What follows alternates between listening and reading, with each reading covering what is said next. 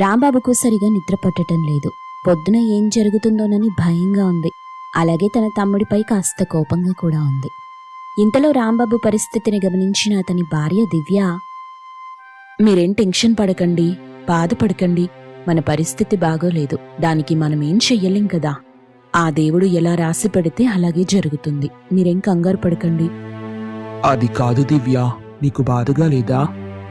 నాకేం బాధగా లేదండి, నేనేం దాని గురించి ఆలోచించట్లేదు, మీరు ప్రశాంతంగా పడుకోండి. అలాగే దివ్య. అలా తన భార్య దివ్య చెప్పగానే మెల్లగా నిద్రలోకి జారుకున్నాడు రాంబాబు. ఇక పొద్దున నిద్రలేచేసరికి తమ ఇంటి వద్ద చాలా మంది జనమున్నారు. తన తమ్ముడు రవి బాగా హడావిడి చేస్తూ కనిపించాడు. రవి భార్య కావ్య కూడా బిల్డప్ కొడుతూ ఉంది. ఏవండి, కాఫీ ఏమైనా తీసుకురమ్మంటారా? అవేం వద్దు దివ్య, నేను పొలం పనికి వెళ్ళాలి, తయారవుతాను. దివ్య రాంబాబు అలా మాట్లాడుకుంటూ ఉండడాన్ని గమనించిన కావ్య ముసిముసి నవ్వులు నవ్వుతుంది. ఏవండి ఏవండి, కొందరికి ఎక్కడో కాలుతున్నట్టుంది. పాపం మన ఇంట్లోకి వచ్చిన వెండిని చూసి చచ్చిపోతున్నారు. ఆ మొహాలు చూడండి ఎలా మాడిపోయాయో. మన ఇంట్లో వెండి వస్తువులు, వెండి గిన్నెలు అంతెందుకు, మన కిచెన్ మొత్తం వెండే కదా. చాలా మంది అది చూసి కుళ్ళుకుంటున్నారని తెలుస్తుంది. అందుకే కదా ఏ పాపిష్టి కళ్ళు వాటిపై పడకుండా దిష్టి తీస్తున్నాం. వెండి కిచెన్ చూడ్డానికి చాలా మంది జనం వస్తున్నారు. అందరినీ ఇంట్లోకి రానివ్వకండి. చూస్తూ ఉండు, ఒక్క కుక్కని కూడా ఇంట్లోకి రానివ్వను.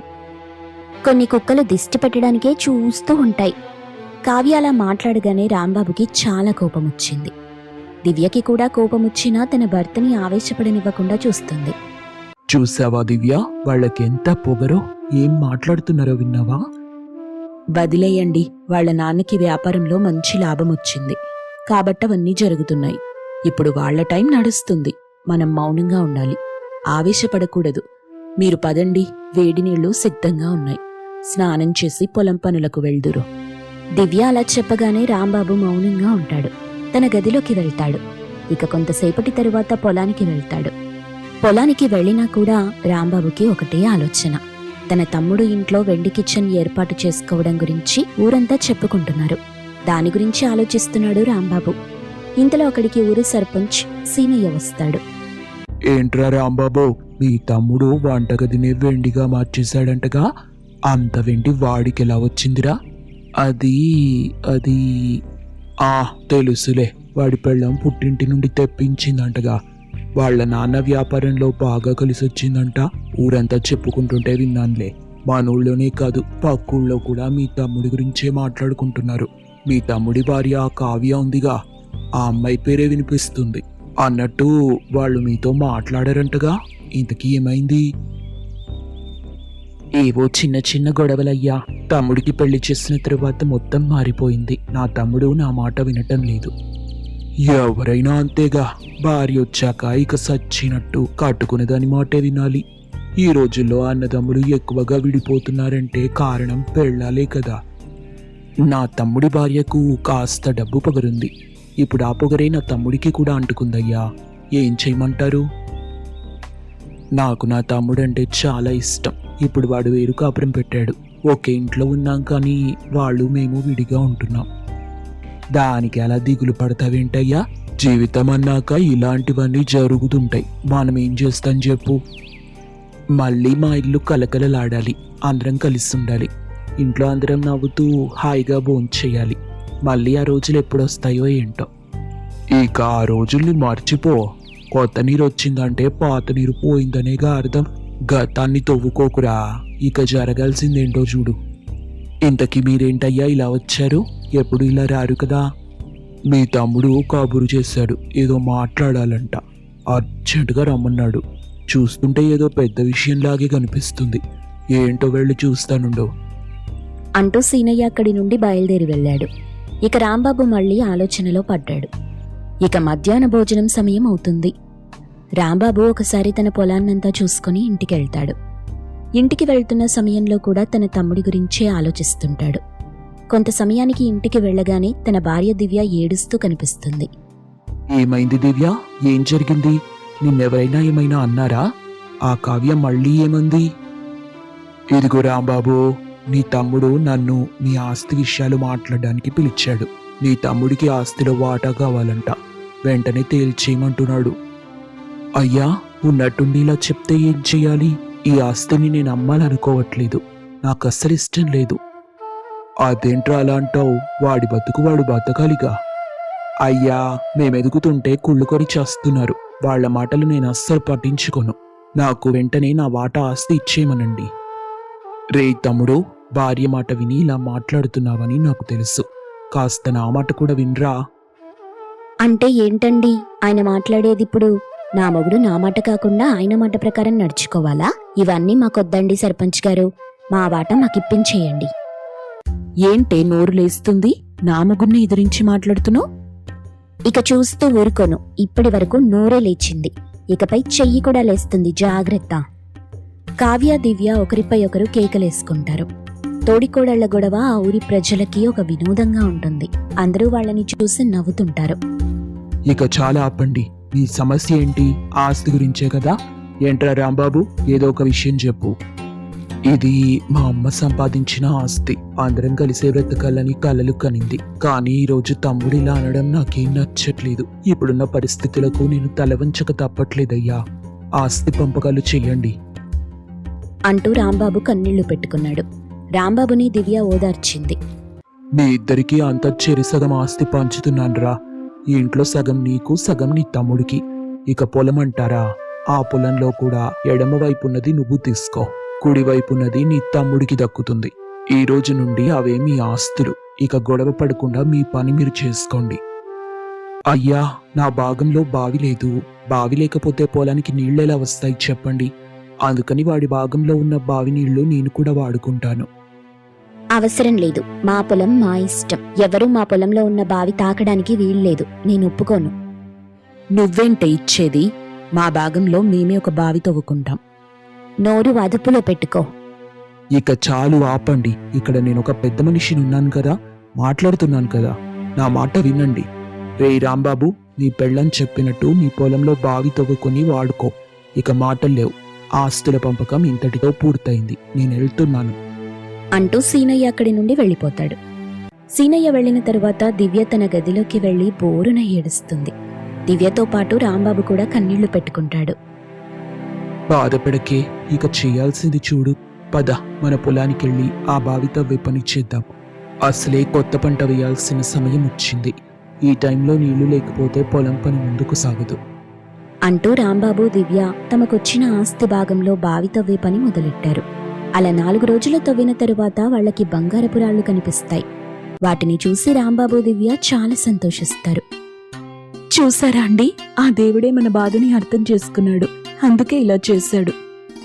ఏమే, ఈ బంగారు బావి గురించి ఎవరికీ తెలియనివ్వకూడదు. తెలిస్తే మనకి చాలా ఇబ్బంది అవుతుంది.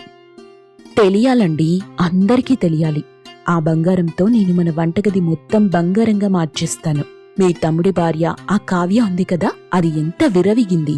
ఈరోజు దాని పొగరంతా దిగిపోతుంది చూడండి. దివ్య అనుకున్నట్టుగానే మరుసటి రోజు ఉదయానికంతా తన ఇంట్లోని వస్తువుల్ని, తన కిచెన్ని బంగారంగా మార్చేస్తుంది. ఈసారి దివ్య ఇంటిని చూడ్డానికి జనం చాలా మంది అక్కడికొస్తారు. రాంబాబు దివ్యల్ని చూసి రవి, కావ్యాలు షాక్ అవుతారు. సీనయ్య కూడా అక్కడికి చేరుకొని ఆశ్చర్యం వ్యక్తం చేస్తాడు. ఏరా రాంబాబు, నువ్వు చాలా అదృష్టవంతుడివి. ఇదంతా దేవుడి దయ. కాదయ్యా, ఆ దేవుని దయ అయితే కాదు. ఇదంతా నా భార్య గొప్పతనం. తనే లేకుంటే ఇవన్నీ సాధ్యమయ్యేవి కావు. నా భార్య బావి తవ్వుకుందామని చెప్పకుండా ఉండుంటే ఆ బంగారం మాకు దక్కేదే కాదు. ఏదేమైనా మాకు మంచే జరిగింది. అది చాలు నాకు. సంతోషం రా. ఇక నేనుంటాను.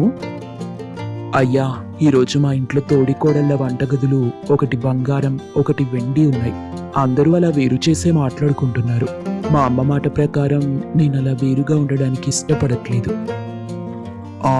అయితే ఏం చేద్దామనుకుంటున్నావురా? బావిలో దొరికిన బంగారంలో కొంత నా తమ్ముడికి కూడా ఇద్దామనుకుంటున్నా.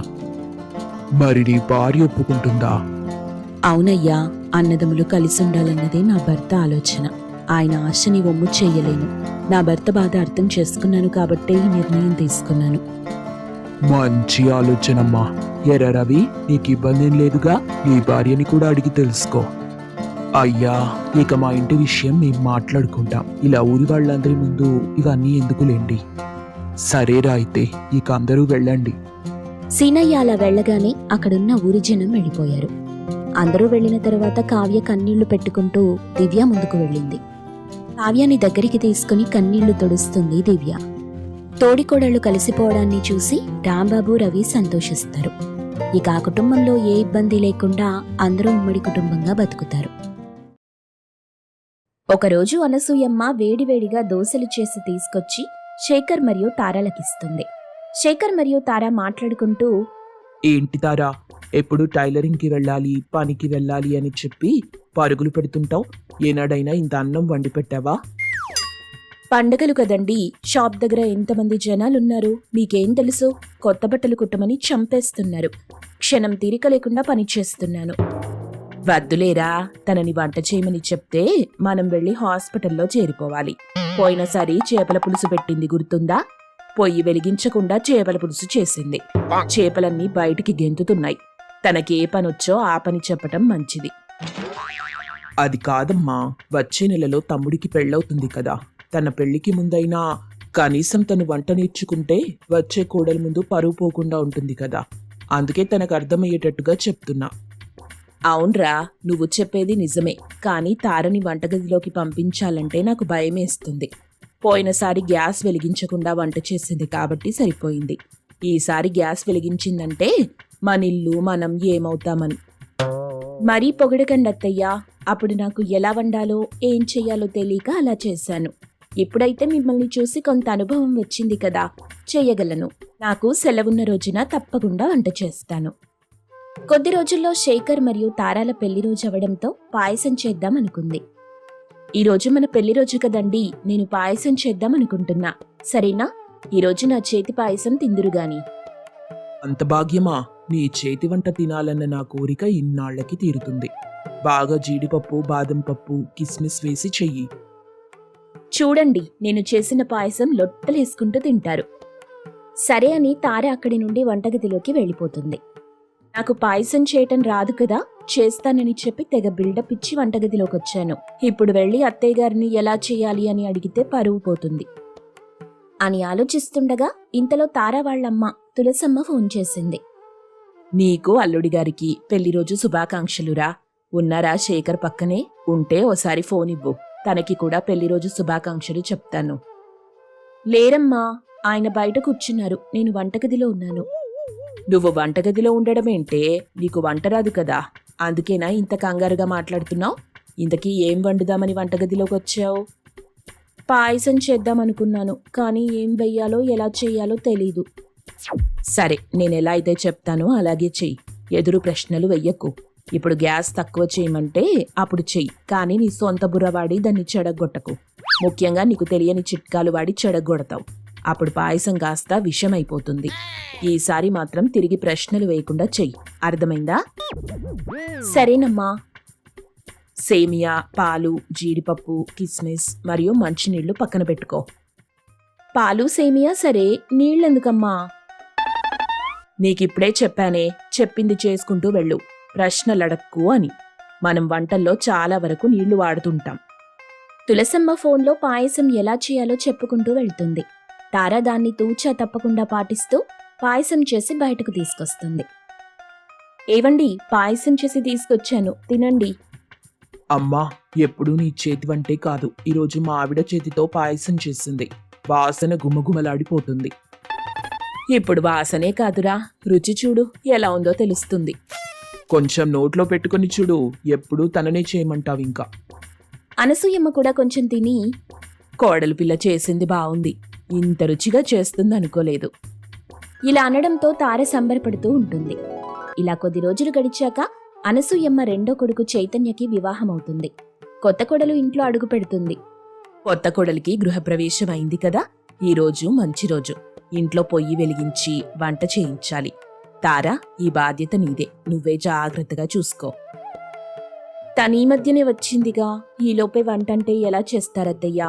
తనకసలు వచ్చో రాదో అని అడిగారా? తనకి రాకపోతే నువ్వున్నావు కదా, నువ్వు చెప్పు, తను చేసుకుంటూ వెళ్తుంది. కొద్ది రోజుల ముందే పాయసం చేశావు కదా, అయినా నేను చేసే వంటలు చూసి నువ్వు కూడా నేర్చుకున్నానని చెప్పావు కదా. సరే అత్తయ్య, కొత్త కోడలి చేత వంట చేయిస్తాను, మీరు కంగారు పడకండి. పద, వంటగదిలోకి వెళ్దాం. ఈరోజు వంట ఏం చేయాలో చెప్తాను. అయినా మన అత్తకి ఎంత చెప్తున్నా అర్థం కావట్లేదు. కొత్త కోడలితో వంట చేయించకూడదంటే. పర్వాలేదక్కా, మొదటి రోజు కొత్త కోడల చేత వంట చేయిస్తారు కదా, అది మన సాంప్రదాయం. ఏవెక్కడున్నాయో చెప్పండి, క్షణాల్లో వంట చేసుకుని తీసుకొస్తాను. ఏంటి, నీకు వంట చేయడం వచ్చా? వచ్చక్కా, వంటలు చేశాక టేస్ట్ చూసి చెప్పండి ఎలా ఉన్నాయో. చక్కగా చైతన్య భార్య అందరికీ వంట చేసి పెట్టింది. మరుసటి రోజు అనసూయమ్మకి ఊళ్ళో ఏదో పనుందని చెప్పి వెళ్దామనుకుంది.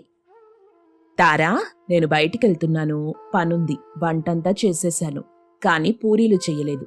ఎన్ని కావాలో చూసి పూరీలు చెయ్యి. అత్తయ్య గారు, మీరు ప్రశాంతంగా వెళ్ళిరండి, నేనున్నానుగా, నేను చేసుకుంటాను. అనసూయమ్మ అక్కడి నుండి వెళ్ళిపోతుంది. ఇంతలో తార పైనుండి పిండి తీసింది. అది ఏ పిండో కూడా చూడకుండా కలపడం మొదలెట్టింది. ఏంటి, పావుగంట బట్టి పిండి ముద్ద కలుపుతున్నాను, ఇంకా పిండి కలవట్లేదు? ఇది పూరి పిండేనా? అసలు నాకన్నీ సందేహాలే. ఇది పూరి పిండి అయి ఉంటుంది, లేకపోతే అత్తయ్య గారు పైన ఎందుకు పెడతారు? ఇక ఎలాగోలా పిండి నీళ్లు వేసి కలుపుతుంది. ఏవండి, అందరినీ పిలవండి, భోంచేద్దాం. అత్తయ్య గారు వచ్చేటప్పటికి ఆలస్యం అవుతుందేమో. మీరు తింటూ ఉండండి, నేను వేడివేడి పూరీలు చేసి తీసుకొస్తాను. తొందరగా తీసుకురా, నాకు చాలా ఆకలిగా ఉంది. ఇంతలో అక్కడికి చైతన్య మరియు తన భార్య వస్తారు. ముగ్గురు కలిసి భోజనానికి కూర్చుంటారు. అమ్మ చెప్పింది కదా, మనం ఏ వంటలు చేసినా చాలా వరకు మంచినీళ్ళు ఉపయోగిస్తామని. నాకు తెలిసి పూరీలు కూడా నీటిలోనే ఫ్రై చేస్తారేమో అని ఒక పెద్ద కళాయి పెట్టి అందులో నిండుగా నీళ్లు పోసి మరిగిస్తుంది. ఆ కలిపిన పిండితో పూరీలు చేయడానికి ప్రయత్నిస్తుంది. ఏంటి, ఈ పూరీలు సరిగా రావట్లేదు, వంకర వంకరగా వస్తున్నాయి. పోనీలే, ఎలాగో ముక్కలు చేసుకునే తినాలి కదా అని వంకరగా వచ్చిన ఆ పూరీని నీటిలో వేసి ఫ్రై చేసి ప్లేట్లో తీయటం మొదలెట్టింది. ముగ్గురు ఆశ్చర్యంగా చూస్తున్నారు. ఓయ్, ఏంటే నీటిలో పూరీలు ఫ్రై చేస్తున్నావు?